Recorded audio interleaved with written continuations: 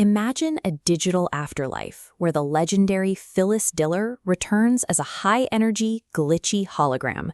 She's the star of a chaotic sci-fi variety show floating somewhere out in the digital ether.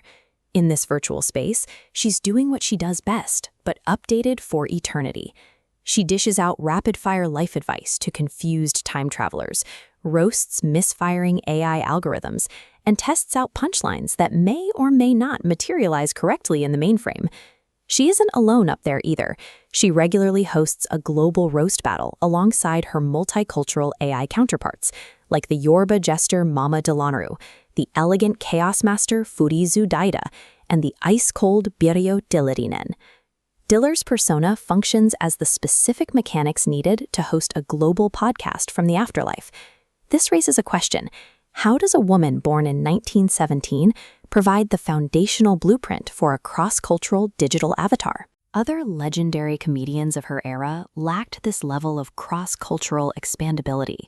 Their acts were brilliant, but they lacked this highly translatable architectural code. Look at Don Rickles here. Stand-up in the mid-20th century was an aggressive, male-dominated arena, heavily populated by insult kings and counterculture boundary pushers. And on the other side of the spectrum, look at Lucille Ball here. The few women who broke through in comedy maintained a specific standard. They were styled to be glamorous, coy, and self-effacing in a way that was ultimately flattering. Now, check out this image of a typical 1950s housewife. This was Phyllis Diller's actual reality. As a 38-year-old mother of 5 living in an incredibly rigid era, she was expected to remain completely invisible within the domestic sphere. Escaping that domestic gravity required a bulletproof entity, a character so distinct and separate that it existed independently of the woman behind it. In 1955, encouraged by her husband, she stepped onto the stage at San Francisco's avant-garde Purple Onion nightclub. She planned to perform for 2 weeks. She stayed for 89. Look closely at this photo of Diller. This is the code she engineered. She built a larger-than-life, chaotic persona specifically designed to shatter the traditional male gaze and command the room. The very first component was the look. She weaponized absurdity, outfitting herself in fright wigs, mismatched dresses, ridiculous high heels, and heavily exaggerated drawn-on eyebrows. The second component was the lore. She invented a fictional, highly incompetent husband named Fang. By relentlessly mocking Fang and her own domestic disasters, she created an instantly recognizable, self-contained fictional universe for her audience to step into. The third component was the pacing. She fired off jokes at breakneck speed, using her signature punctuated cackle as a metronome that dictated the exact energy and rhythm of the room. By turning herself into a hyper-exaggerated, self-deprecating caricature, she created an open-source comedic framework.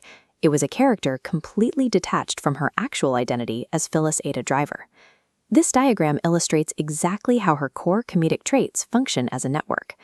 Because she built her character on the universal struggles of aging and relationships, rather than hyper-specific topical references, her code is infinitely exportable. You can take her rapid-fire, high-energy storytelling and map it directly onto the Nigerian Yoruba jester avatar, Mama Delanaru, who mixes fast-paced roasts with ancestral proverbs.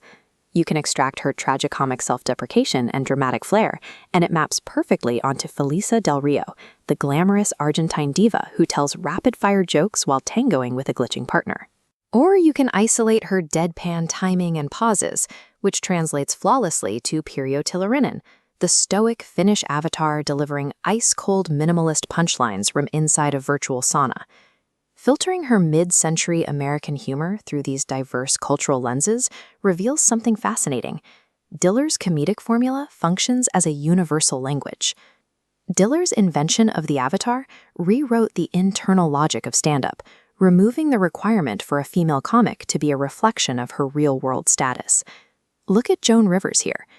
Diller proved that female comedians could be undeniably, aggressively funny without needing to be traditionally pretty or polite, clearing the path for Rivers and every sharp, self-deprecating comic who followed.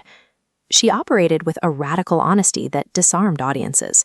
She openly incorporated her real-life plastic surgeries into her act, calling herself a work in progress decades before Hollywood accepted that kind of transparency. In 1955, Diller built a self-contained digital-ready personality, a system of repeatable visual and auditory cues long before the hardware existed to project it. She was the original programmer, defining her presence through a set of logic gates that modern holograms simply follow. She took the oppressive, invisible reality of a 1950s housewife and forged it into an indestructible armor of comedy. Diller's legacy persists because she built a repeatable system. Her comedy exists as a software package, ready to be installed in any era, on any platform, and through any voice.